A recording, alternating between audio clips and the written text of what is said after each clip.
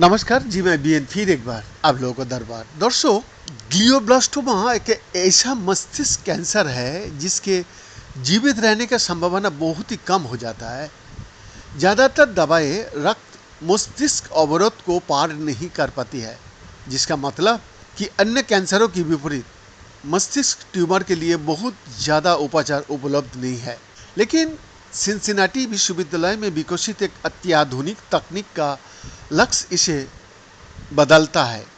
शोधकर्ता 3D bioprinting का उपयोग करके कृत्रिम रक्तवाहिकाएं बना रहा है, जिसका उपयोग नई कस्टम टेलर दवाओं के परीक्षण और अध्ययन करने के लिए किया जा सकता है कि ग्लियोब्लास्टोमा इतना लचीला क्यों है। कैलिफोर्निया विश्वविद्यालय के इंजीनियरिंग एवं अनुप्रयुक्त विज्ञान महाविद्यालय में बायोमेडिकल इंजीनियरिंग के सहायक प्रोफेसर रिकार्डो बेरिल ने कहा, हमारा लक्ष्य ऐसी मॉडल विकसित करना है जिनका उपयोग ट्यूमर पुनर्जनन और दवा प्रतिरोधी को बढ़ावा देने वाले तंत्र के बारे में नई जानकारी प्राप्त करने के लिए किया जा सके, जिससे नई चिकित्सा पद्धतियों का परीक्षण संभव हो सके। बेरिल ने कहा, ग्लियोब्लास्टोमा प्राथमिक मस्तिष्क ट्यूमर का सबसे आक्रामक रूप है। ये आमतौर पर जानलेवा होता है। ये एक भयानक बीमारी है।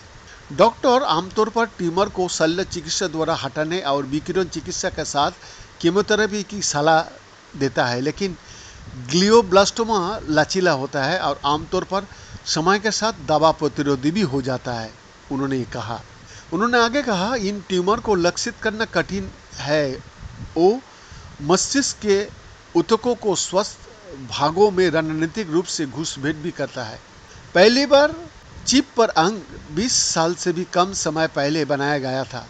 बेरिल ने कहा कि एक ऐसा क्षेत्र है जो दवा विकास के क्षेत्र में बहुत आशाजनक है, लेकिन अभी ये अपनी प्रारंभिक अवस्था में है।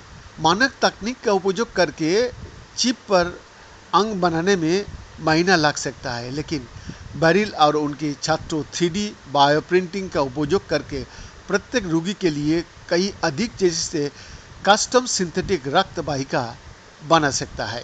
उन्होंने कहा, मोल्डों का निर्माण पारंपरिक विनिर्माण तकनीकों का उपयोग करके किया जाता है। प्रोटोटाइप बनाने में कई सप्ताह से लेकर कई महीनों तक का समय लग सकता है।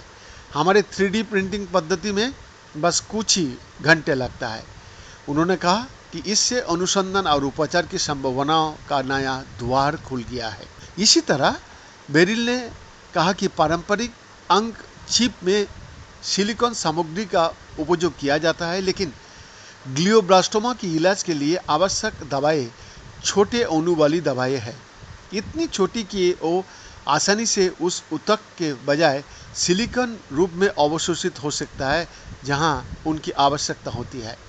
उन्होंने कहा, हम सिलिकॉन सामग्री का उपयोग नहीं कर रहा है, बल्कि माइक्रोफ्लूइडिक हाइड्रोजेल का उपयोग कर रहा है। ये एक लाभ है क्योंकि सिलिकॉन उपकरण दवा की प्रभावकारिता को कम कर देता है। अणु बस ढांचे में गायब हो जाता है। बीएन का एक्सक्लूसिव रिपोर्ट।